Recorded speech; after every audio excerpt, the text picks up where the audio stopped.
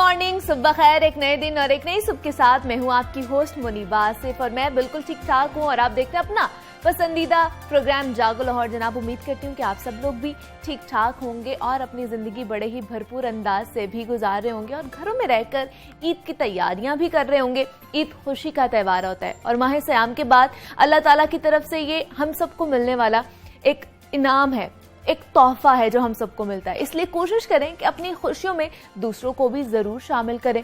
मुस्तहिक और नादार लोगों के चेहरे पर मुस्कान सजाने की वजह बने, मोहब्बतें बांटे और मोहब्बतें समेटे भी। अपनों से मोहब्बत निभाने का एक तरीका ये भी है कि इस बार घरों में रहें, महदूद रहें, ताकि आप खुद भी मूजी वायरस से महफूज रह सकें और आपके प्यारे भी इस बीमारी से महफूज रहें और ईद भी सादगी के साथ मनाएं। SOPs पर अमल दरामद हर हाल में आप लोगों ने और हम सब ने ही यकीनी बनाना है। बढ़ते अपने प्रोग्राम की तरफ तो जनाब, ईद की आमद है और ईद के मौके पर हर किसी की कोशिश होती है कि वो खूबसूरत नजर आए और खूबसूरत और फ्रेश नजर आने के लिए आपकी स्किन का तरोताजा और सेहतमंद होना भी इंतहाई जरूरी समझा जाता है। साफ स्किन हर मर्द और औरत का ख्वाब होता है। दाग धब्बों और दानों से भरा चेहरा किसी को भी पसंद नहीं होता। कुछ खुशनसीब लोग ही होते हैं जिनकी जल्द कुदरती तौर पर साफ होती है और कुछ को इसके लिए बहुत ज्यादा मेहनत करनी पड़ती है, जिसमें वक्त और पैसे का भी ज़्यादा होता है। जल्द के साफ होने में ग़िज़ा का बहुत ही बड़ा किरदार समझा जाता है। जिन्हें एक्नी और कील महासों की शिकायत हो, उनके लिए कुछ ग़िज़ाओं का इस्तेमाल और कुछ ग़िज़ाओं को तर्क कर देने से अफाका हो सकता है। ये ग़िज़ाएं कौन कौन सी हो सकती हैं, ये जान लेते हैं। अपनी मेहमान माहिर ग़िज़ायात हमारे साथ मौजूद हैं सारा फारूकी से। सारा, खुश आमदीद जागो लाहौर में। कैसी आप? मैं ठीक है, शुक्र है। आप ठीक है? मैं भी बिल्कुल ठीक ठाक हूँ। सारा, रमजान कैसा गुजरा है? अच्छा, ऑलमोस्ट तो गुजर ही गया है, बस थोड़े से दिन रह गए हैं। तो सारा, हम देखते हैं कि रमजान में भी और वैसे भी बहुत से लोग जो है ना एक्नी की शिकायत करते हैं कि एक्नी बहुत ज्यादा हो जाती है। तो अमूमन कौन सी खुराकें जो होती हैं वो एक्नी का सबब बनती हैं? जितने भी आप प्रोसेस्ड फूड खाते हैं, या जंक फूड, फास्ट फूड का अगर आपका बहुत इंटेक है, या आप बहुत ज़्यादा बाहर से चीज़ें मंगवा के खाते हैं, अच्छा, उस सूरत में होता है कि आपकी जो है स्किन पे एक्नी होना शुरू हो जाती है। या फिर अगर आपका शुगर का बहुत ज़्यादा इंटेक हो तो, क्योंकि हम बहुत सारी चीज़ों में एक्स्ट्रा शुगर ऐड करते ही हैं, चाहे वो हमारे शेक्स हों या घर में हम कोई भी चीज़ बनाते हैं हम उसमें एक्स्ट्रा ज़रूर शुगर ऐड करते हैं। वाइट शुगर का हमारा बहुत इस्तेमाल है, चाय में इस्तेमाल होता है। तो उसकी वजह से जो है स्किन खराब होना शुरू हो जाती है, एक्नी फौरन आना शुरू हो जाती है। अच्छा, आधी से ज़्यादा प्रॉब्लम तो आपकी यहीं सॉल्व हो जाती है अगर आप जो है वाइट शुगर छोड़ दें। अच्छा, वाइट शुगर छोड़ने से जो अक्सर औकात की जो है स्किन जो है बहुत जल्दी रिकवर कर जाती है, ठीक हो जाती है। हाँ। लेकिन उसके अलावा ये है कि बहुत ज़्यादा फैटी चीज़ों का भी इस्तेमाल ना किया जाए। चिकनाई का इस्तेमाल बहुत ज़रूरी है, ये मैं नहीं कह रही कि नहीं ज़रूरी, ज़रूरत आपको है, लेकिन एक मॉडरेशन में, एक पर्टिकुलर अमाउंट में आपको जरूरत है। अगर आप ज्यादा इनटेक करेंगे तो ऑब्वियसली वो फिर आपकी स्किन को खराब करना शुरू हो जाएगा। बिल्कुल ऐसे ही है। और सारा, हम लोग आटा, चीनी और कोल्ड ड्रिंक्स जो है ये तो हमारी समझ लें जिंदगी का एक अहम हिस्सा बन चुके हैं। कोल्ड ड्रिंक्स भी हैं और इसके अलावा भी चीजें हैं, जैसे बेकरी आइटम्स हम यूज करते हैं, सफेद आटे का इस्तेमाल आप करते हैं, उसके अलावा व्हाइट ब्रेड का जैसे आप इस्तेमाल करते हैं, ये सारी रिफाइंड प्रोडक्ट्स के अंदर आ जाते हैं। तो इनकी वजह से भी जो है आपकी स्किन जो है खराब होना शुरू हो जाती है। इसकी वजह से भी हमारी स्किन खराब होती है, एक्नी का शिकार हो जाते हैं हम। तो इसका ऑल्टरनेटिव क्या है, क्या इस्तेमाल कर सकते हैं इनके ऑल्टरनेटिव में? अच्छा, सबसे पहले तो जरूरी है कि आपका पानी का इंटेक बहुत अच्छा होना चाहिए। अच्छा, ये मैं हर बार बात करती हूँ। लोगों को एहसास नहीं होता कि हम लोग एक दिन में कितना पानी का इस्तेमाल करें, आपको नहीं आइडिया होता। तो एटलीस्ट जो है आप अपनी रिक्वायरमेंट पूरी करें। 7 से 10 ग्लास तो आपके लाजमी एक दिन में होने चाहिए पानी की, क्योंकि आपकी बॉडी में जितने भी टॉक्सिन्स होते हैं वो पानी के थ्रू ही रिलीज होते हैं। पानी के थ्रू ही बॉडी से एक्सक्रीट आउट हो जाते हैं। अगर आप पानी का इंटेक कम रख रहे हैं या नहीं ले रहे हैं, वही टॉक्सिन्स आपकी बॉडी में एक्यूमुलेट होना शुरू हो जाते हैं, रह जाते हैं और उसकी वजह से फिर आपकी स्किन पे वो शो होना शुरू हो जाता है। और सारा, आजकल तो रमजान भी है तो उसमें भी हमारा पानी का इंटेक जो है वो कम हो जाता है। इस वजह से भी एक्नी ज्यादा हो जाती है रमजान में। बिल्कुल होती है। अब देखें, रमजान के अंदर हम तो डिहाइड्रेशन का ख्याल नहीं रख रहे, हम चिकनाई का बहुत इस्तेमाल कर रहे हैं, हम लोग जो है फ्राइड फूड बहुत ज़्यादा खाते हैं, हमारा शुगरी फूड्स का और शुगर वाली ड्रिंक्स का हम कितना इंटेक करते हैं। ख़ासतौर पे इफ्तारी के टाइम पे हम लोग जो मशरूबात इस्तेमाल करते हैं उसमें कितनी मिठास होती है, हम एक्स्ट्रा चीनी भी इस्तेमाल करें तो ऑब्वियसली स्किन पे जो है आपके इफेक्ट होना शुरू हो जाता है, स्किन खराब होना शुरू हो जाता है। फ्राइड आइटम्स तो सारा आप समझ लें कि हमने खानी ही खानी है, हम उनको अपनी ज़िंदगी से टोटली नहीं निकाल सकते, लेकिन ऐसा हमें बताइए कि हम अगर उन चीज़ों को खा रहे हैं या उनको तैयार करें तो किस तरह उनको तैयार करें कि कम से कम हमें उनके नुकसानात पहुंचे। सबसे पहले तो ये है कि जैसे कुछ चीज़ें होती हैं जो हमें, जैसे कबाब वगैरह आप बनाते हैं घर में, तो आप जो है नॉन स्टिकी पैन में और कम ऑयल में जो है उनको फ्राई कर सकते हैं, ठीक है। लेकिन इस तरह की चीज़ों का ज़्यादा इस्तेमाल ना करें जिसमें डीप फ्राइंग इस्तेमाल होती हो, अच्छा, या बहुत ज़्यादा ऑयल जिसके अंदर इस्तेमाल होता हो। बहुत सारी इस तरह की चीज़ें जैसे चिकन, मटन, बीफ वगैरह, आप उसको फ्राई करके ना इस्तेमाल करें, आप उसे ग्रिल करके यूज़ कर सकते हैं, बारबेक्यू की फॉर्म में यूज़ करें, आप उसे स्टीम करके इस्तेमाल कर सकते हैं। ऑयल का बहुत एक्सेसिव इंटेक भी जो है वो आपके लिए ख़तरनाक हो सकता है। वो और भी बहुत सारे उसके हेल्थ के इश्यूज हो सकते हैं, वेट गेन भी आपका हो सकता है। तो कोशिश करें कि मॉडरेशन में इन चीज़ों का इस्तेमाल करें। अब जैसे घर में लोग पकोड़े समोसों का जैसे आजकल इस्तेमाल करते हैं, आप कभी कभी इस्तेमाल करें, ऐसा नहीं है बिल्कुल ही ख़त्म कर दें। ऑब्वियसली सबका दिल करता है खाने को, तो वंस इन अ वाइल लेने में कोई मसला नहीं है। लेकिन अगर आप हर रोज़ जो है उसको अपनी डाइट का हिस्सा बना रहे हैं, ऑब्वियसली वो आपकी हेल्थ के ऊपर जो है नेगेटिव इम्पैक्ट। बिल्कुल ऐसे ही है। और हमारे सारा जो खाने होते हैं वो बनते भी ऑयल में ही हैं, वो चाहे फ्राई हो रहे हैं, वो चाहे शैलो फ्राई हो रहे हैं, वो ऑयल में हो रहे हैं। तो कौन सा ऑयल हम लोगों को इस्तेमाल करना चाहिए कि जिसके कम से कम नुकसानात हमारी सेहत को ऑलिव ऑयल का पहुंचे? आप इस्तेमाल कर सकते हैं। मस्टर्ड ऑयल आपके लिए बहुत अच्छा है। ऑलिव ऑयल एक्स्ट्रा वर्जिन अगर आप यूज़ करें तो वो सीजनिंग के तौर पे आप इस्तेमाल कर सकते हैं। फॉर एग्जांपल जैसे आपने रोटी तवे से उतार दी है, उसके बाद फिर आप उसके ऊपर सीजनिंग के तौर पे olive oil extra virgin use करें। अच्छा। या फिर सैलेड्स के ऊपर आप जो है olive oil extra virgin use कर सकते हैं, क्योंकि वो सिर्फ ड्रेसिंग के लिए इस्तेमाल होता है। क्योंकि बहुत से लोग ये कहते हैं ना कि सिर्फ ऑलिव ऑयल जो है वो ड्रेसिंग के लिए यूज होता है, उसको आप पकाने के लिए यूज नहीं कर सकते। बिल्कुल, जो सिंपल ऑलिव ऑयल है वो आप जो है अच्छा, उसके लिए यूज़ कर सकते हैं, फ्राइंग के लिए यूज़ कर सकते हैं। मस्टर्ड ऑयल में भी आप चीज़ें बना सकते हैं। तो इस तरह करके जो है ये, लेकिन बात वही आ जाती है कि क्वांटिटी आपने जो है कंट्रोल करनी है, बहुत ज़्यादा इस्तेमाल नहीं करना। और सारा आजकल एयर फ्राई भी किया जाता है बहुत सारी चीज़ों को, सब्जियों वगैरह को, तो वो क्या निस्बतन इनसे बेहतर है? जी हाँ, अगर आप पकोड़े समोसे भी आप एयर फ्राई कर अच्छा, सकते हैं। बिल्कुल, तो आप फ्राइज वगैरह भी एयर फ्राई कर सकते हैं। तो वो इससे ये होगा कि फिर ऑयल की जो है वो मिकदार जो है कंट्रोल हो जाएगी, मिकदार कम हो जाएगी। हाँ, वो आप इस्तेमाल करें, लेकिन तब भी बात वही आती है कि थोड़ा सा जो है कंट्रोल अमाउंट में ही इस्तेमाल किया जाए तो बेहतर है। बहुत एक्सेसिव अमाउंट में ना इस्तेमाल किया जाए। बहुत एक्सेसिव अमाउंट में नहीं इस्तेमाल करना चाहिए, ताकि आपकी जो स्किन है या आपकी जो सेहत है वो अच्छी रह सके। लेकिन अब ये मुझे समझ नहीं आती कि सर्दियों में एक्ने भाग जाती है और गर्मियों में क्यों आ जाती है? अच्छा, इसकी बहुत सारी रीजंस हो सकती हैं, हर किसी के लिए ऐसा नहीं होता। कई लोगों के लिए सर्दियों में भी स्किन ख़राब होना शुरू हो जाती है, तो ड्राइनेस बहुत ज़्यादा होती है सर्दियों में। तो उसकी वजह से अब कोशिश यही करनी चाहिए कि पानी का आपका थ्रू आउट द ईयर जो है इंटेक अच्छा होना चाहिए। और दूसरा ये कि फ़िश का आपका बहुत अच्छा इंटेक होना चाहिए। कई लोग का सर्दियों में फ़िश का इंटेक अच्छा होता है, लेकिन गर्मियों में इतना अच्छा नहीं होता। गर्मियों में वैसे भी लोग कहते हैं कि नहीं खानी चाहिए, लेकिन खानी चाहिए। आप हफ्ते में एक दफ़ा ले सकते हैं। अब उसके अंदर क्या है, ओमेगा 3 फैटी एसिड्स मौजूद हैं, वो इन्फ्लेमेशन से बचाते हैं। वो आपकी स्किन में जो रेडनेस होती है, जो एक्नी आ जाती है, ख़ास तौर पे वो जो है उसके अगेंस्ट काम करता है। ओमेगा 3 फैटी एसिड्स आपके लिए जो है बहुत ज़्यादा इंपॉर्टेंट है। तो फिश से आपको बहुत अच्छी अमाउंट में मिलता है अगर आप उसका अच्छा इंटेक करते हैं। अच्छा, और बहुत से लोग कहते हैं कि आटा और चीनी से भी एक्नी का प्रॉब्लम होता है, और आटा और चीनी को भी हम अपनी, और चावल से भी, उसको भी हम अपनी उसमें से नहीं निकाल सकते डाइट में से, क्योंकि चावल भी हर किसी ने खाने हैं और आटा भी हर किसी ने खाना है। बात ये होती है कि क्वालिटी कौन सी यूज़ करें। अच्छा, हाँ, अगर आप जो है वाइट आटे का इस्तेमाल कर रहे हैं, वो चक्की का आटा नहीं है, तो उसकी वजह से प्रॉब्लम हो सकती है। अच्छा, अगर आप वाइट राइस का बहुत ज़्यादा इस्तेमाल कर रहे हैं तो उसकी वजह से प्रॉब्लम हो सकती है।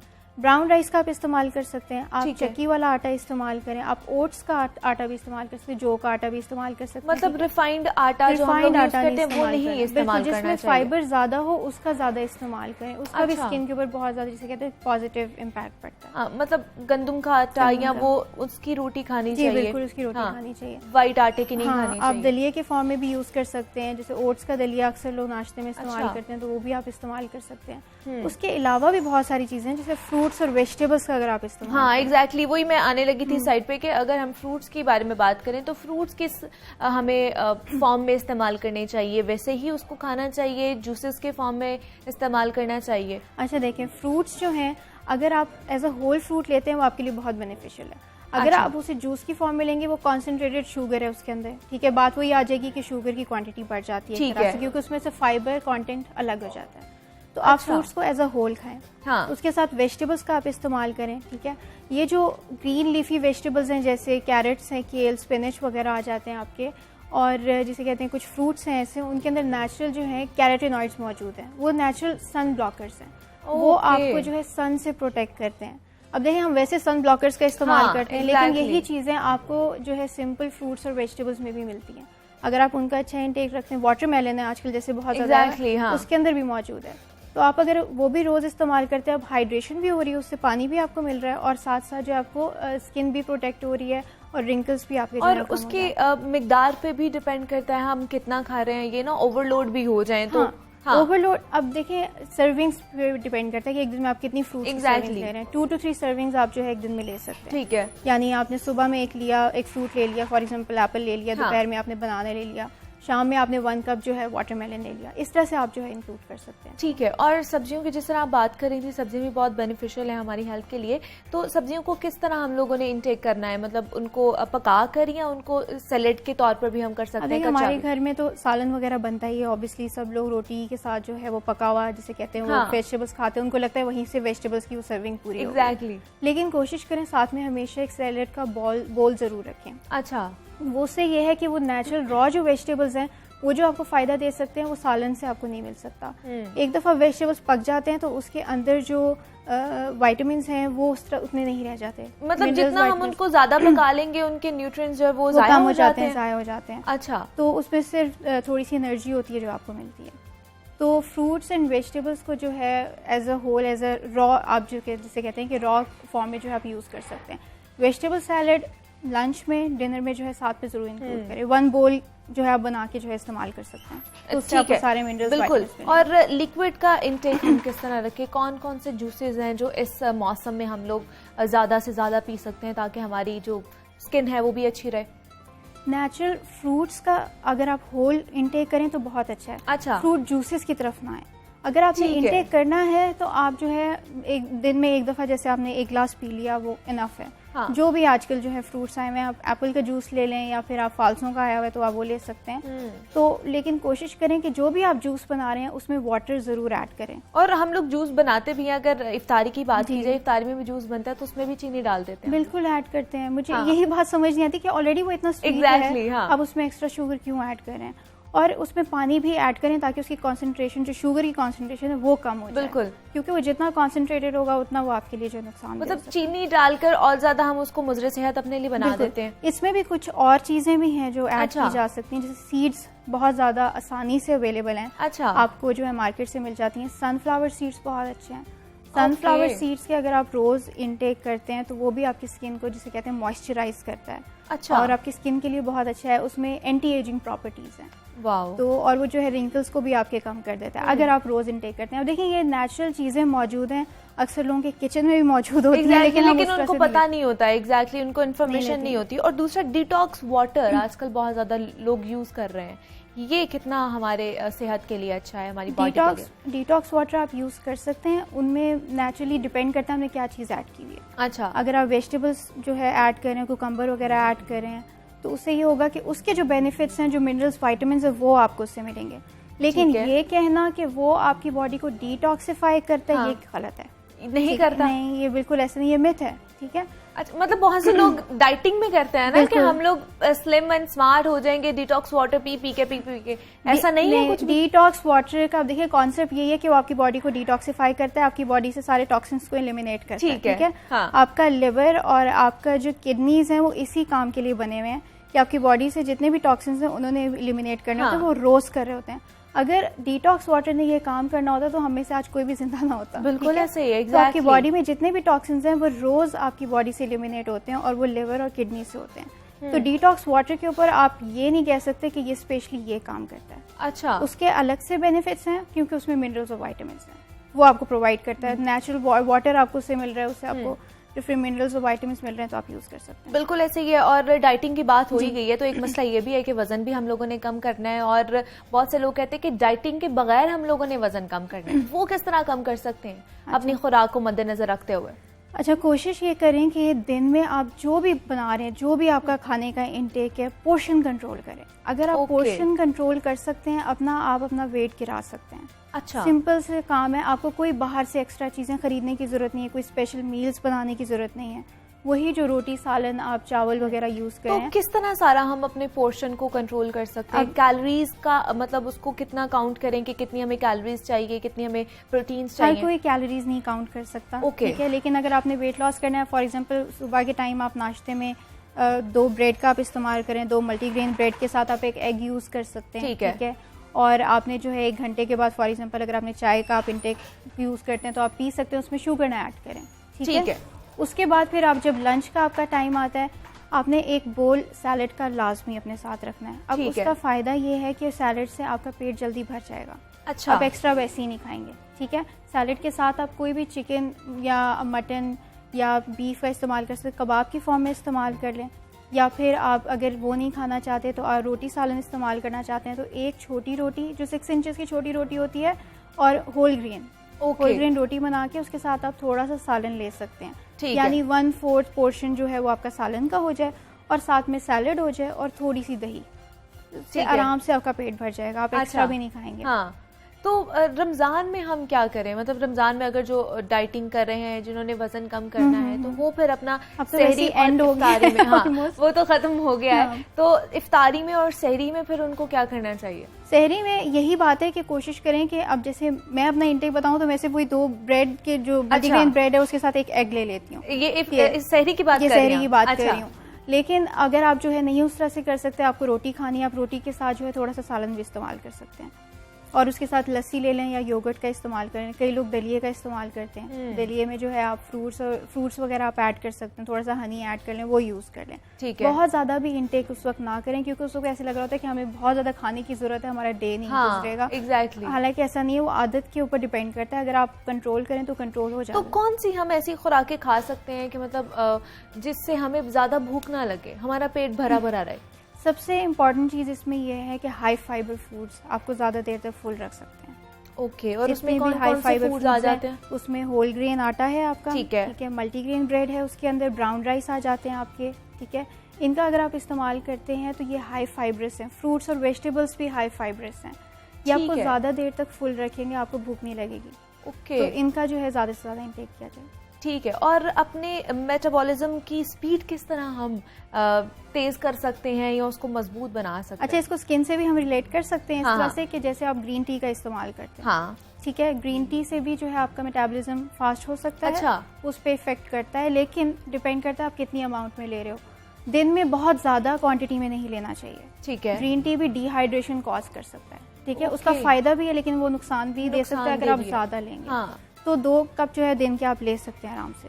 उसके स्किन के ऊपर भी जो है अच्छे इफेक्ट्स आते हैं और साथ साथ जो है आपका मेटाबॉलिज्म भी फास्ट होता है। दूसरा इंपॉर्टेंट चीज़ ये है कि आप कोई वर्कआउट, कोई एक्सरसाइज, कोई वॉक, एटलीस्ट कोई भी फिजिकल एक्टिविटी में लाजमी इन्वॉल्व हो। उससे भी जो है आपकी ब्लड सर्कुलेशन इंक्रीज होती है, ठीक है, और साथ साथ जो आपका मेटाबॉलिज्म भी जो है वो थोड़ा फास्ट होता है। और जो खाली पेट ग्रीन टी लेना वो ठीक है? नहीं, आप कोशिश करें कि खाने के बाद जो है, खाने के एटलीस्ट जो है 40 मिनट्स के बाद जो है आप अपना ग्रीन टी का इंटेक। अच्छा, और क्योंकि बहुत से लोग सुबह उठते सार भी ना ग्रीन टी का ही इस्तेमाल करते हैं। नहीं, उसका कोई फायदा नहीं है। आप जो है कोशिश यही करें कि खाने के बाद उसका इस्तेमाल करें और कम क्वांटिटी में, बहुत ज़्यादा लेने की भी ज़रूरत नहीं है। जैसे कई लोग पूरा कप भर के ले रहे होते हैं तो आप हाफ कप भी ले सकते हैं, आप कुछ सिप्स भी ले सकते हैं।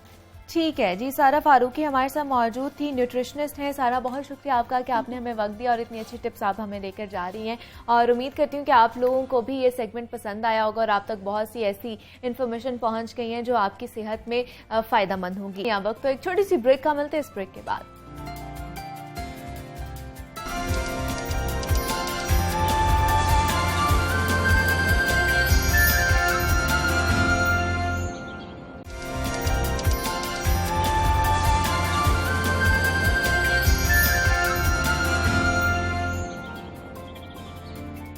वेलकम बैक टू जागो लाहौर। अब कुछ बात करते हैं एक ऐसे मसले की जो हम सबका ही मसला बन चुका है। हम सब कहीं ना कहीं इससे जरूर मुतासिर हैं, और वो मसला है डिप्रेशन और एंजाइटी का। खास तौर पर कोरोना के बाद पैदा होने वाले समाजी, मुआशी और माशरती मसाइल की वजह से डिप्रेशन और एंजाइटी की शरह कई गुना बढ़ चुकी है, और खास तौर पर नौजवान नस्ल में ये मसला बड़ी तेजी के साथ फैल रहा है। दुनिया भर में डिप्रेशन से बहुत से लोग मुतासिर होते हैं, जिसका आगाज 24 साल से कम उम्र में ही हो जाता है। इस्तराब और मूड में यकायक तब्दीली आ जाना दुनिया भर में 18 से 29 साल के लोगों में आम पाई जाती है। एक तहकीक के मुताबिक 40% नौजवान अफराद को सबसे पहले डिप्रेशन 20 साल से कम उम्र में होता है, और 20 साल के बाद इसमें लगातार इजाफा होने के कभी इम्कान मौजूद रहते हैं। ये वही उम्र और आयाम होते हैं जो तालीम, नौकरी और समाजी रिश्तों के लिए नहायत ही अहम समझे जाते हैं। आलमी सतह पर तकरीबन 34% यूनिवर्सिटीज के तलबा को डिप्रेशन का सामना करना पड़ता है और नौजवानी से बलौकत की जानिब सफर के दौरान डिप्रेशन का शिकार होने से न सिर्फ नशोनुमा और तालीम पर बुरा असर पड़ता है बल्कि आगे चलकर नौकरी और आम जिंदगी पर भी मनफी असरात मुरतब होते हैं।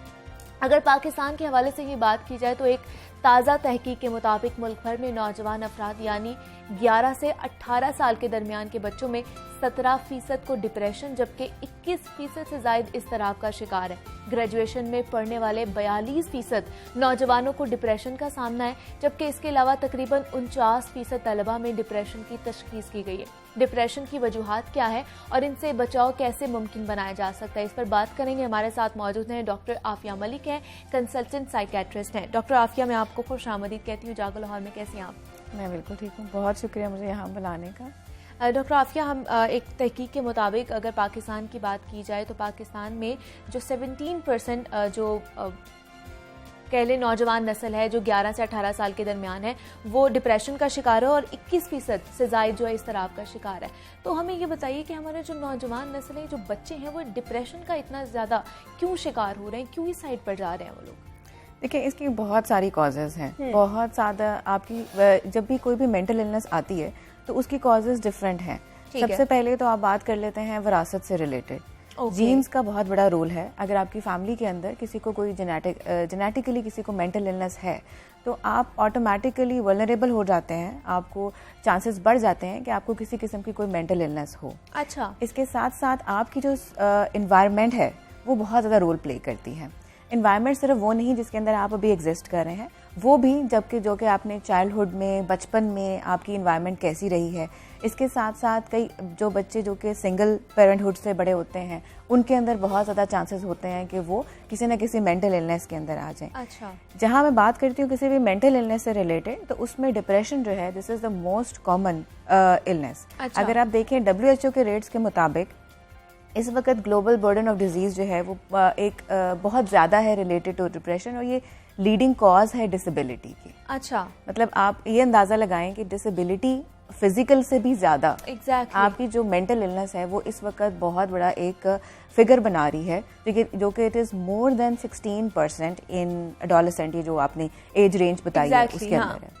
तो इसकी रीज़न जैसे आप बात कर रही थी, जैसे मैंने कहा कि चाइल्डहुड हो सकता है, इसके अलावा आपके आसपास का माहौल हो सकता है, आपका पीयर प्रेशर हो सकता है, पेरेंट्स का प्रेशर हो सकता है। आपको पता है आजकल हम लोग क्या करते हैं, पेरेंट्स का बहुत ज़्यादा इस चीज़ पे जोर होता है कि जी मेरा बच्चा A+ ग्रेड ही लेकर आएगा। बिल्कुल, ग्रेड्स अच्छे होंगे तभी तुम आगे कुछ कर सकते हो। हाँ। बिल्कुल बिल्कुल, ग्रेड्स बेहतर होने चाहिए, फिर उसके अलावा आपके एटिकेट्स बेहतर होने चाहिए, आपको बोलना अच्छा आना चाहिए, आपकी इंग्लिश बहुत अच्छी होनी चाहिए। हाँ। ये वो तमाम चीज़ें हैं जिसमें हम बच्चे को बचपन से ही एक प्रेशर देना शुरू कर देते हैं। If you are living in joint family system तो आपका कजन्स के साथ एक कंपटीशन है और देखा देखी जो है वो चीज़ें हो रही होती हैं। तो ये सब चीज़ें एक एड ऑन फैक्टर हैं जो कि स्ट्रेस क्रिएट कर रहे होते हैं। मतलब ये कह सकते हैं कि हमारे जो वालिदैन हैं वो भी जो नौजवान नस्ल में डिप्रेशन का सबब बन रहे हैं।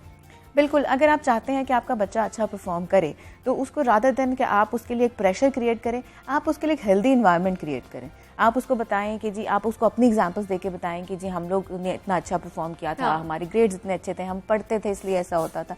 रादर देन दैट कि आप उसको डांटें कि देखो तुम्हारे कज़न के कितने अच्छे नंबर आए हैं, और उसको आप जो है वो एक सोशली एक एंजाइटी में ले जाएं और उसको शर्मिंदा करें। वो चीज़ें अगर हम उससे परहेज़ करेंगे तो बहुत अच्छा रहेगा और ये कि नफ्सियाती बीमारियां जो हैं वो कम होंगी। और आजकल हम देख भी रहे हैं कि सोशल मीडिया का बहुत ज़्यादा हमारे नौजवान नस्ल पर कह लें कि इफेक्ट हो रहा है बहुत ज़्यादा, कि आपने वहाँ पर कूल नज़र आना है, आपने वहाँ पर अच्छी अच्छी लिबास में और सारी चीज़ें आप अच्छे नज़र आएंगे तो आप सोशल मीडिया पर स्टार बन सकते हैं। तो हम किस तरह अपने नौजवान नस्ल को ये समझाएं कि ये सिर्फ एक सोशल मीडिया है, आपकी लाइफ नहीं है। इसको अपनी जहनी सेहत पर इतना असरअंदाज नहीं करना कि आप डिप्रेशन या एंजाइटी का शिकार हो जाए।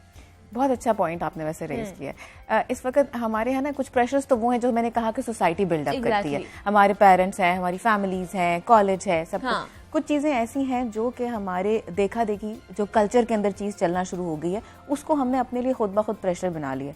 अगर जैसे कि अब आपका टॉपिक जो है वो यंग लोगों से है, लेकिन अगर आप एडल्ट्स के अंदर भी बात करें तो ये सोशल मीडिया का जो एक इन्फ्लुएंस है वो ऐसा ही है। तो एक बच्चा जब बचपन से देखता है कि उसके बड़े जो हैं वो सब इसी एक दौड़ में लगे हुए हैं, तो वो कैसे उसको कॉपी नहीं करेगा। This is something which is very natural कि आप जो अपने आसपास होते हुए देखते हैं आप उसी को कॉपी करते हैं। अगर आपको ये पता चल रहा है कि बच्चा बचपन से देख रहा है कि मेरी माँ सेल्फी लेके इंस्टाग्राम पे डाल रही है, तो व्हाट डू यू थिंक कि वो जब बेटी बड़ी होगी तो वो उससे बेहतर तरीके से उस चीज को परफॉर्म करी होगी। अच्छा, जब भी आप किसी चीज को करेक्ट करना चाहते हैं तो पहले आपको अपना आप करेक्ट करना है। अगर आप देखें जो चीज आप बोल रहे हैं ना उसका इम्पैक्ट उतना नहीं है जो कि आपकी नॉन वर्बल लैंग्वेज का है। ठीक है, तो आप जो काम कर रहे हैं या जो आप चाहते हैं कि आपका बच्चा या आपका टीम जो है वो काम करे, तो पहले उसे वो करके दिखाएं। अगर आप रोल मॉडल आपको खुद ही बनना है, अगर घर की ही बात की जाए तो रोल मॉडल हमारे वालिदैन ही होने चाहिए। फिर अगर वालिदैन ने हर वक्त हाथ में फोन पकड़ा हुआ है और वो सोशल मीडिया पे बहुत एक्टिव है, तो वो ये कैसे एक्सपेक्ट करते हैं कि उनका बच्चा एक्टिव नहीं होगा? वो कैसे एक्सपेक्ट करते हैं कि वो उतना टाइम सोशल मीडिया को नहीं दे रहा होगा? और फिर उसके अलावा ये डिस्कशंस पे भी डिपेंड करता है। हम कहते हैं देखो उसने फलां ने कितनी अच्छी पिक्चर लगाई है, देखो उसकी बच्ची कितनी अच्छी लग रही है। तो ये चीजें, ये सब जो है ना, ये this is a part of indirect learning जो वो आसपास से लर्न कर रहे हैं और वो उसको फॉलो करें। अब आप इसको अगर इसका इम्पैक्ट कम करना चाहते हैं तो पहले तो उसको खुद फॉलो कीजिए, ठीक है, और उसके बाद उन्हें खुद भी बताइए। आप वर्बली उन्हें कह सकते हैं देखो बेटा ये चीज जो है, जो आप लोग जिस चीज में एक रेस में चले गए हैं, दिस इज नॉट इम्पॉर्टेंट। आपका अपना इनर इम्पॉर्टेंट है, आपकी पर्सनालिटी इम्पॉर्टेंट है। जरूरी नहीं है कि आपकी ज़ाहिरी जो कंडीशन है या आपका जो ज़ाहिरी सूरत हाल है वो कैसी है, बिल्कुल वो एक अच्छा एक एवरेज होना चाहिए। इट डजंट मीन ये कोई रेस है कि आपको इसके अंदर सोशल मीडिया में you have to be on the top. Exactly. और ये जो डिफरेंस है ना, ये आपने बताना है उन्हें कि what is reality and what is जो कि एक ही ड्रामासाइज किया हुआ है चीजों को, वो आप उन्हें अंडरस्टैंड करवाएंगे तो होगा। बिल्कुल। और डॉक्टर आफिया, मुझे बताइए, हमारा आजकल का जो लाइफस्टाइल है और हमारी जो डाइट है, खुराक है, वो हमारी सेहत पर कितना असरअंदाज हो रही है, वो हमारी सेहत को कितना मुतासर कर रही है?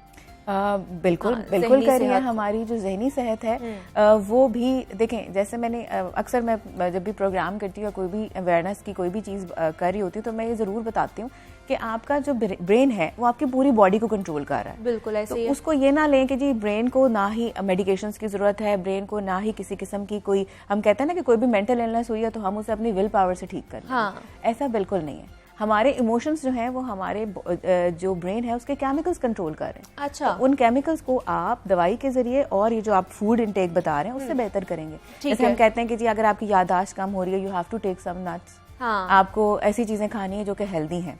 अगर आप हेल्दी फूड लेते हैं तो वो ना सिर्फ आपकी बॉडी पे जो है वो अच्छा इफेक्ट डालती है, बल्कि आपके ब्रेन के ऊपर भी अच्छा इफेक्ट डालती है। इसमें बहुत सारे ऐसे आपके न्यूट्रिएंट्स हैं जो कि आपके ब्रेन को फ्रेश रखते हैं, आपको मेंटल इलनेस से दूर रखते हैं। इसके साथ साथ आपने फूड की बात की है। फूड के अलावा आपकी जो हेल्दी लाइफस्टाइल है, आपकी जो एक्सरसाइज है, दैट इज़ वेरी इंपॉर्टेंट। अगर आप फिजिकली अपने आप को एक्टिव रखते हैं तो आपकी जो मेंटल इलनेसेस हैं वो बहुत कम हो जाती हैं और आपका मूड जो है वो बहुत स्टेबल रहता है, अच्छा रहता है, खुश रहता है। अच्छा, सबसे पहले तो मुझे डॉक्टर आफिया ये बताइए कि एक तो दोनों में डिफरेंशिएट बता दीजिएगा कि ये एंजाइटी और डिप्रेशन क्या एक ही चीज़ है या दोनों अलग चीज़ है, और इनकी अलामात क्या होती हैं? डिप्रेशन जो है ये जो हम अगर अपनी जगह में बोलें तो हम इसको मेजर डिप्रेसिव डिसऑर्डर कहते हैं। ठीक है। ये 2 या 3 आप इसकी आगे से सब डिविजन्स हैं, मेजर, माइल्ड, मॉडरेट टाइप। ठीक है। उसके हिसाब से इसका प्रॉपर क्राइटेरिया है, जो बुकिश क्राइटेरिया है, जिसके अंदर हम कुछ सिम्टम्स अगर कम है तो वो माइल्डर में होगा, अगर ज्यादा होंगी तो फिर वो मॉडरेट और सिवियर टाइप का होगा। अच्छा। अब इसकी अलामात की तरफ आ जाते हैं। जो इसके अंदर मेन 2 अलामात हैं उसमें यह है कि जो मूड है वो कॉन्स्टेंटली लो रहता है, सैड रहता है, और आपको कुछ भी काम करने को जो कि आप पहले खुशी से कर रहे हैं उसमें वो खुशी नहीं रहती, आपका दिल नहीं करता। एनहीडोनिया बोलते हैं हम इसे। अच्छा, उसके अलावा जो इसके साथ एड ऑन सिम्टम्स हैं उसमें उदासी है, मायूसी है। उसके अलावा समटाइम्स अगर ये मेजर टाइप का है तो सुसाइडल आइडिएशन है, खुदकुशी के ख्यालात हैं वो आ जाते हैं। उसके साथ में इंसान जो है वो उसका कुछ करने को दिल नहीं कर रहा होता, तैयार होने को, अपना काम करने को, आपका फोकस नहीं रहता, बॉडीली सिम्टम्स आते हैं, फटीग्ड रहता है इंसान। तो ये सारी वो चीज़ें हैं जो कि डिप्रेशन के अंदर आ रही होती हैं। ठीक है। अब हम बात कर लेते हैं एंजाइटी के बारे में। एंजाइटी आपने बहुत कॉमनली लोग सुना होगा कि लोगों को कहते हुए मुझे तो एंजाइटी हो रही है। ये बिल्कुल ऐसा नहीं है कि ये सिर्फ एक बेचैनी घबराहट का नाम है। दिस इज समथिंग जो कि पूरा इसका एक डायग्नोसिस है। अच्छा। हम इसको जनरलाइज एंजाइटी डिसऑर्डर बोलते हैं। एंजाइटी डिसऑर्डर्स की डिफरेंट टाइप्स हैं। इसमें फोबियाज आ जाते हैं, इसमें एंजाइटी डिसऑर्डर आ जाता है, इसके अंदर पैनिक डिसऑर्डर आ जाता है। सर आपने सुना होगा लोग कह रहे हैं मैं तो पैनिक कर रहा हूँ। हाँ, एग्जैक्टली। अगर हम जनरलाइज एंजाइटी डिसऑर्डर की बात करें तो इसके अंदर जो है वो एक जनरलाइज वरी होती है, एक्सेसिव वरी या परेशानी जो है वो इंसान को हर वक्त रहती है। बिल्कुल। जैसे इसकी एग्जांपल आप ले सकते हैं कि अगर आप किसी एग्जाम सिनेरियो में जाते हैं, आपका कोई इंटरव्यू होता है, तो उससे पहले एक इंसान की कंडीशन होती है जिसमें जिस्म कांप रहा होता है, पसीना आ रहा होता है, आपको ऐसा लग रहा होता है कि अभी जो है ना वो कुछ अजीब सा हो जाएगा, कुछ गलत हो जाएगा। तो और आपका मुंह खुश्क हो रहा होता है और बॉडीली सिम्टम्स आ रहे होते हैं। कई दफ़ा कई लोगों को GIT से रिलेटेड गैस्ट्रिक सिम्टम्स आना शुरू हो जाते हैं। तो वो सारी चीज़ें जो हैं वो अगर कांस्टेंट तौर पे रहना शुरू कर दें या ज़्यादा दिन में ज़्यादा टाइम रहना शुरू कर दें तो उसे हम जनरलाइज एंजाइटी डिसऑर्डर बोलते हैं। ठीक है। इसके साथ पैनिक है, जिसे अक्सर लोगों का दिल की धड़कन बहुत तेज़ हो जाती है किसी खास मतलब 1 से 2 मिनट के लिए या 5 मिनट के लिए, और एक फियर ऑफ डेथ आता है और वो इंटेंस होता है, इतना इंटेंस होता है कि आप कुछ भी नहीं कर सकते और people land up in emergency. ठीक है, अगर उस तरह की कोई सिचुएशन होती है तो उसको हम पैनिक डिसऑर्डर बोलते हैं। ठीक है। और फोबियाज के बारे में भी आपने सुना होगा कि लाइक किसी को हाइट पे जाने से प्रॉब्लम है, कोई क्लोज स्पेसेस में नहीं बैठ सकता, किसी को किसी खास एनिमल से रिलेटेड फोबियाज हैं। अगर ये इतना ज़्यादा है कि आपका काम डिस्टर्ब होता है, आपकी ऑक्यूपेशन डिस्टर्ब होती है, then these are categorise in phobias. ठीक है डॉक्टर आफिया, ये तो आपने सारी हमें अलामात बता दी कि क्या क्या सिम्टम्स हो सकते हैं। पेरेंट्स किस तरह अपने बच्चों को जज करें कि वो एंजाइटी या डिप्रेशन का शिकार हो रहे हैं? देखें, सबसे पहले जो चीज़ आपकी इफेक्ट होने लगती है ना, वो आपका मूड है। ठीक है। अगर आपको फील हो रहा है कि आपका बच्चा नॉर्मेलिटी से हटता जा रहा है, उसके अंदर कोई चेंजेस आ रहे हैं, जैसे वो बहुत इरिटेबल रहने लग गया है, उसने आपसे बातचीत करना कम कर दिया है, उसकी फ्रेंड सर्कल जो है वो कम हो गया है, या वो हर वक्त आपको स्ट्रेस्ड फील होता है, आपको यूँ लगता है कि वो बात नहीं करना चाह रहा, वो आइसोलेट होता जा रहा है, या समटाइम्स कुछ बच्चे तो आपको वर्बलाइज भी करते हैं। अब ये टीन्स की जो एज है 12 से लेकर 18 तक, एडोलेसेंट जो एज है, इसके अंदर बच्चे जो हैं वो बड़े वोकल होते हैं। हाँ। वो आपको बताते हैं कि जी आई फील लाइक दिस, मुझे गुस्सा आ रहा है, मुझे परेशानी हो रही है। मतलब बच्चों को नहीं पता चल रहा होता कि उनके साथ क्या हो रहा है। लेकिन वो समटाइम्स आपको उनके बिहेवियर चेंजेस के साथ आप आइडेंटिफाई कर लेते हैं कि नहीं, ये this is not my child कि जिसने इस तरह से रिएक्ट किया है। तो अगर इस तरह की चीजें होती हैं तो आप उनको अर्ली साइंस करके उसको पिक करें और साइकियाट्रिस्ट के पास जाएं और उससे प्रॉपर एवेलुएशन कराएं। देखिए, असेसमेंट कराना या एवेलुएशन कराना is not a big deal. आप जा सकते हैं, उनसे पूछ सकते हैं कि क्या वाकई मेरे बच्चे को कोई इलनेस तो नहीं स्टार्ट हो रही। हो सकता है कि आपका बच्चा आपको ना बता रहा हो, उसके अंदर इस तरह के सुसाइडल आइडिएशंस आ रहे हों। अच्छा। हो सकता है कि उसको डिप्रेशन इतना ज़्यादा हो जाए कि वो बिल्कुल आइसोलेट हो जाए और उसकी पढ़ाई, उसकी फैमिली, उसके relationships, each and everything can be destroyed with ये सारी जो मेंटल इलनेसेस हैं उनके साथ। और अगर इसके आगे वाली जो स्टेज है, साइकियाट्रिस्ट के पास चले गए, काउंसलिंग या मेडिकेशन, ये दोनों में से कौन सी पहले स्टार्ट की जाती है? काउंसलिंग होती है, मेडिकेशंस पर डायरेक्ट आ जाते हैं आप लोग? देखिए, ये डिपेंड करता है कि आपका जो प्रॉब्लम है वो कितना सवेयर है। अगर तो ये जैसे मैंने कहा ना कि माइल्ड, मॉडरेट और सवेयर है, अगर ये माइल्डर फॉर्म में है तो हम सबसे पहले सेल्फ हेल्प और साइकोथेरेपी के साथ यानी कि काउंसलिंग के साथ हम स्टार्ट करते हैं। अगर उसके साथ आपको लगता है कि जी ये चीज़ नहीं हो रही, वो ये काम नहीं कर रहा, तो फिर आप इसको मॉडरेट या सवेयर में लेकर जाते हैं। और मॉडरेट और सवेयर के अंदर क्या है कि you have to combine this psychotherapy या काउंसलिंग विद द मेडिकेशंस। अब जैसे एंजाइटी से रिलेटेड एंटी डिप्रेसेंट्स हैं आपके पास, एंटी एंजाइटी ड्रग्स हैं, और डिप्रेशन के अंदर जो है वो एंटी डिप्रेसेंट्स हैं। सो अगर इससे ज़्यादा अगर कोई बड़े आप कह लें डिसऑर्डर्स हैं, साइकोसिस है, तो उसके लिए हमारे पास एंटी साइकोटिक्स हैं। तो it depends, this is categorisation और स्पेशलाइज्ड फील्ड है। आप खुद से मेडिकेशंस नहीं कर सकते। आपको साइकियाट्रिस्ट के पास जाना है, प्रॉपर एवेलुएशन करानी है, डायग्नोसिस कराना है, और फिर उसके बाद मेडिकेशन या काउंसलिंग। और जो लोग खुद से ही खा लेते हैं इस तरह की मेडिकेशंस, तो वो ज़्यादा उनकी तबीयत ख़राब हो जाती है फिर, या जहनी जो बीमारी है वो ज़्यादा ख़राब होने का खर्चा हो जाता है? अच्छा, मैं बिल्कुल इस चीज़ को बहुत ज़्यादा कंडेम करूंगी। किसी किस्म की भी कोई मेडिकेशन है, हमें आपको या आप लोगों को जो है वो डॉक्टर्स की प्रिस्क्रिप्शन के बगैर यूज़ नहीं करनी चाहिए। इसकी छोटी सी एग्जांपल ये है, बल्कि बहुत कॉमन है हमारे यहाँ कि किसी को नींद नहीं आ रही होती। हाँ, एक ये बड़ा कॉमन सिम्टम है। कोई भी साइकियाट्रिक इलनेस जब शुरू होती है तो सबसे पहले आपको ये फील होना शुरू होता है कि आपकी नींद में कमी आना शुरू हो गई है।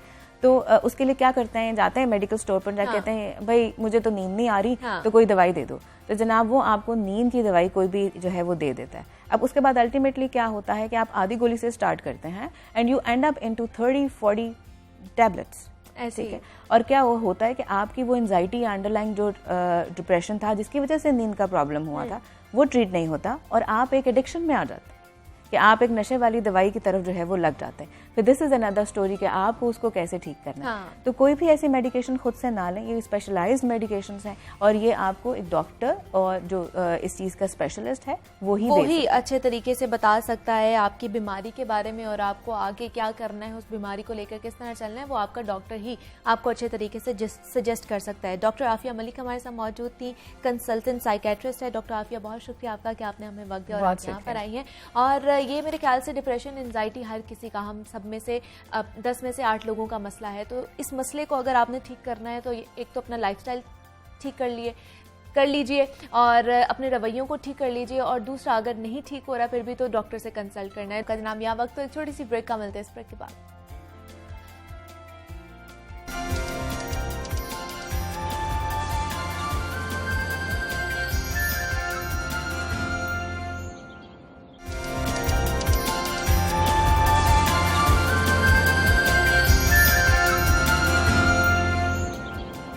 वेलकम बैक टू जागो लाहौर। अब कुछ बात करते हैं आर्ट और आर्टिस्ट की। तो सूफी मौसीकी की बात की जाए तो कवाली को सूफियाना आर्ट में एक खास मकाम हासिल है। कवाली को बरसगीर का रिवायती म्यूजिक समझा जाता है। बरसगीर से शुरू होने वाली म्यूजिक की ये किस्म अब पूरी दुनिया में तेजी से फैल रही है। अब तो नौजवान नस्ल में कवाली से जो उल्फत पाई जाती है उसकी मिसाल माजी में नहीं मिलती। हमने भी आज ऐसे ही मेहमानों को मधु कर रखा है जो कवाली के फन को ना सिर्फ जिंदा रखे हुए हैं बल्कि इसकी तरवीज के लिए भी काम कर रहे हैं। वो जब कवाली करते हैं तो एक समा बन जाता है। अपने मेहमानों का तारुफ करवाती चलूं, मेरे साथ मौजूद हैं बदर अली और बहादुर अली। आप दोनों को मैं खुश आमदीद कहती हूँ जागो लाहौर में। कैसे हैं आप लोग? जी अल्लाह का शुक्र।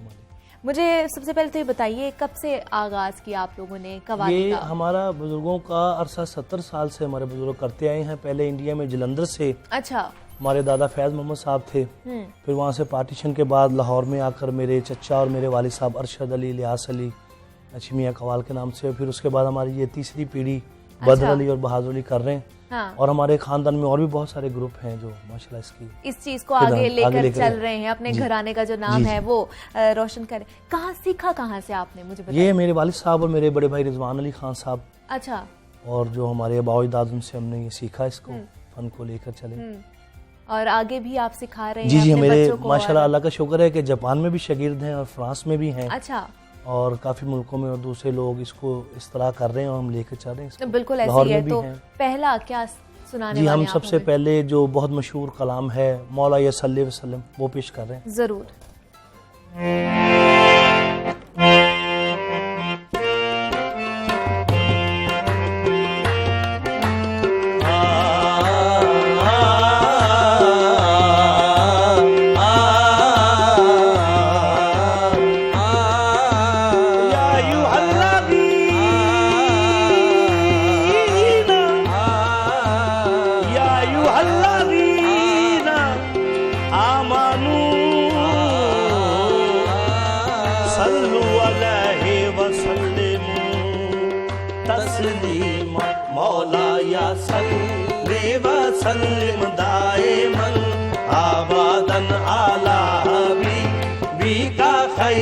खल्के कुल्ले मौला या सल्ली व सल्लिम दाइमन आबाद आला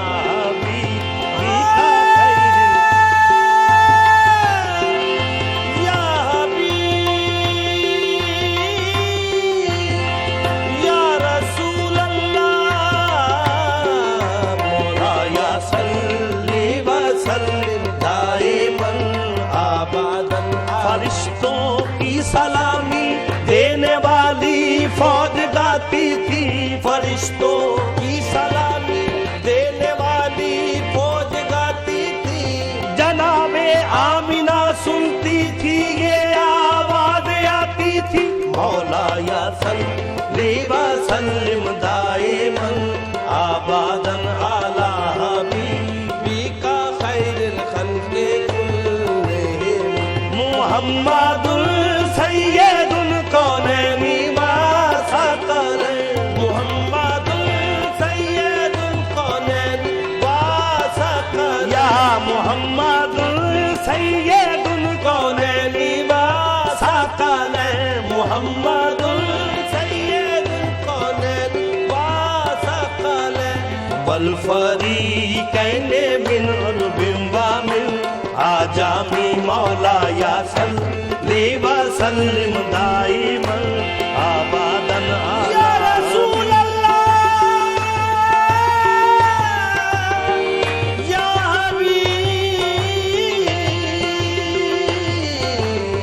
मौलाया सल्लि व सल्लिम दाइमन आबादन अला हबीबिका खैरिल खल्क़ि कुल्लिहिम हुवल हबीबुल्लज़ी तुरजा शफ़ाअत हुवल हबीबुल्लज़ी तुरजा शफ़ाअत हुवल हबीबुल्लज़ी तुरजा शफ़ाअत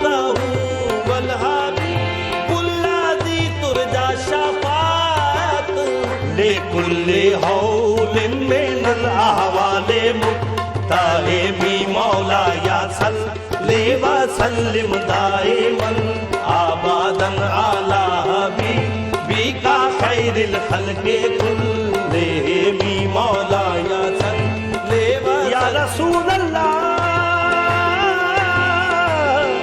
या हबीब मौलाया सल्लि व सल्लिम दाइमन आबादन अला हबीब या हबीब या रसूल अल्लाह या हबीब मौलाया सल्लि व सल्लिम दाइमन आबादन सुम्मा रज़ा अन अबी बकर व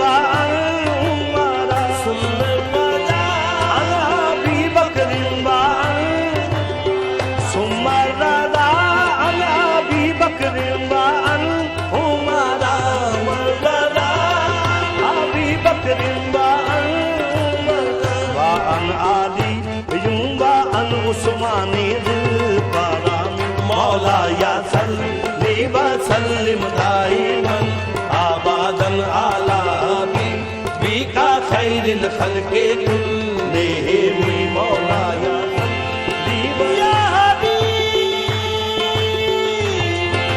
या रसूल अल्लाह मौलाया सल्लि व सल्लिम दाइमन या रब्बे बिल मुस्तफा बल्लिग मकासिदना या रब्बे बिल मुस्तफा बल्लिग मकासिदना या रब्बे बिल मुस्तफा बल्लिग मकासिदना या रब्बे बिल मुस्तफा बल्लिग मकासिदना वग़फिर लना मा माज़ा या वासिल करामी मौलाया सल्लि व सल्लिम दाइमन आबादन अला हबीबिका खैरिल खल्क़ि कुल्लिहिम मौलाया सल्लि व सल्लिम दाइमन आबादन अला हबीबिका खैरिल खल्क़ि कुल्लिहिम अर्श से फर्श तक होगी यही नाराज़गी फिर यही कहते उठेंगे अब ऐसे करमी मौलाया सल्लि व सल्लिम दाइमन आबादन अला हबीबिका खैरिल खल्क़ि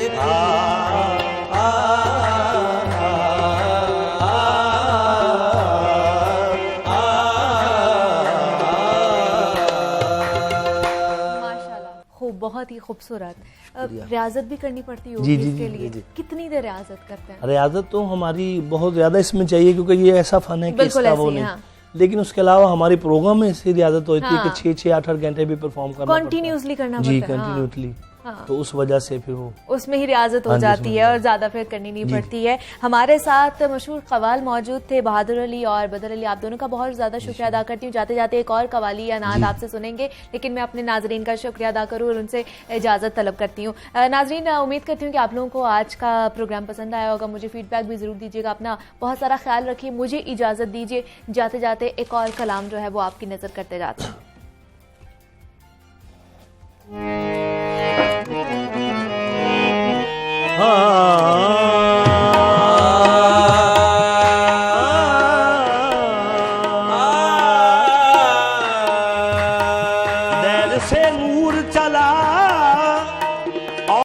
हरम तक पहुंचा।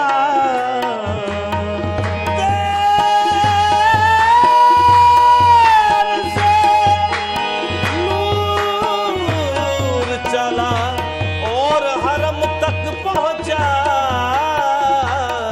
हर गौहरे तलब मुझे बेइंतहा मिला। हर गौहरे तलब मुझे बेइंतहा मिला। हर गौहरे तलब मुझे बेइंतहा मिला। हर गौहरे तलब मुझे बेइंतहा मिला। खुदा के नूर से पैदा हुए हैं पांचों तन, मुहम्मद अस्तो अली फातिमा हुसैन हसन। हर गौहरे तलब मुझे बेइंतहा मिला। हर गौहरे तलब मुझे बेइंतहा मिला। हर गौहरे तलब मुझे बेइंतहा मिला। हर गौहरे तलब मुझे बेइंतहा मिला। अल्लाह के करम से दरे मुस्तफा मिला। अल्लाह के करम से दरे मुस्तफा मिला। अल्लाह के करम से दरे मुस्तफा मिला। अल्लाह के करम से दरे मुस्तफा मिला। जब भी मिला किसी को तो बेइल्तजा मिला। जब भी मिला किसी को बेइल्तजा मिला। सद शुक्र आप सा हमें हाजत रवा मिला। सद शुक्र आप सा हाजत रवा मिला। सद शुक्र आप सा हमें हाजत रवा।